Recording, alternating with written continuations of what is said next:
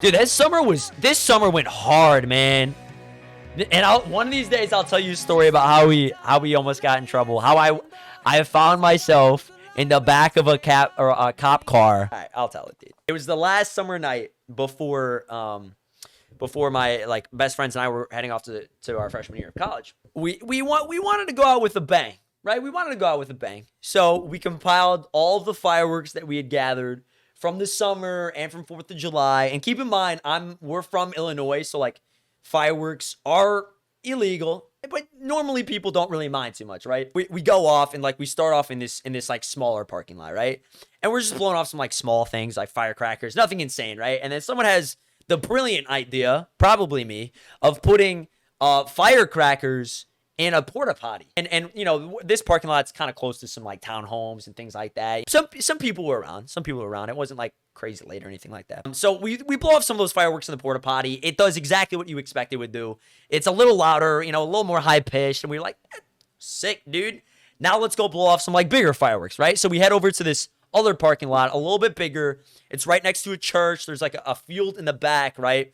And we're like getting ready to blow some off. I think we probably blew off a few at that point, and then we were getting ready to light another one. And we had one friend like on the lookout for like cops just in case. We figured nobody was gonna come, but just in case, you never know. All of a sudden, like we're about to light off another one when 4 or 5 blaring cop cars rip through the parking lot, headed right towards us, and we did what any sane person would do in that situation, and we turned around and we ran the other way.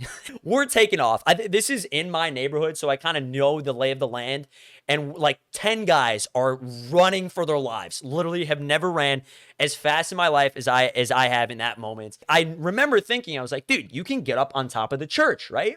A great place to hide from the police. So we get on top of the church. My friend Michael is following me as well. He doesn't really know what's going on. So he's like, I'm sticking with you. You know where you're at. Some of my friends end up in bushes. Some end up back at my house, which is like literally right next door. Some end up back at like in this open field. My friend Mitch, he gets caught. Honestly, if my friend Mitch hadn't been caught, it's very possible a lot more of us would have been caught. So he was a real one. He was taken back to my house, and everybody is like in their hiding spots, right? Not moving, like too scared, don't know what to do, just like posted up and just waiting as the cops are like swarming the area looking for us, dude. We were like freaking out, man. And we're getting texts from Mitch. Mitch is at my house. He's like, dude, they're going to give me the ticket, man. My mom's going to find out. Like, you guys got to come back, please. And everybody was like, don't respond. The police are looking at your phones. Don't do anything. Don't say a word. And then and Mitch for like the next like half hour was like, please guys, please. And nobody said a word.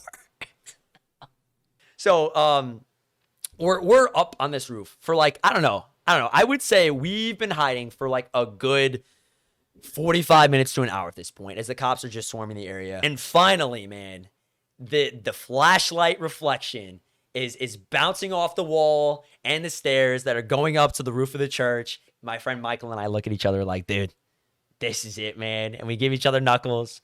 The police come up. They see us. They're like, all right, come on. And they detain us, like ask for our IDs, throw us in the back of the cop cars. And like, my cop was dope, dude. He was listening to some famous Dexter. And I was like, all right, this dude know what he's doing. He's a cool cop. And they take us back to my house.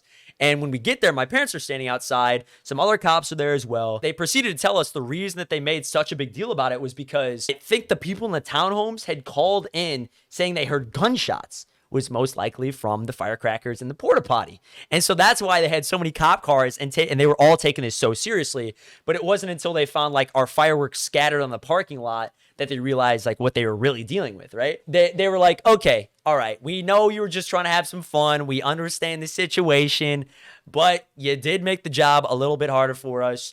And, you know, you would have made it a little easier on yourself if you would have just stayed put. So they're like, don't run for the cops.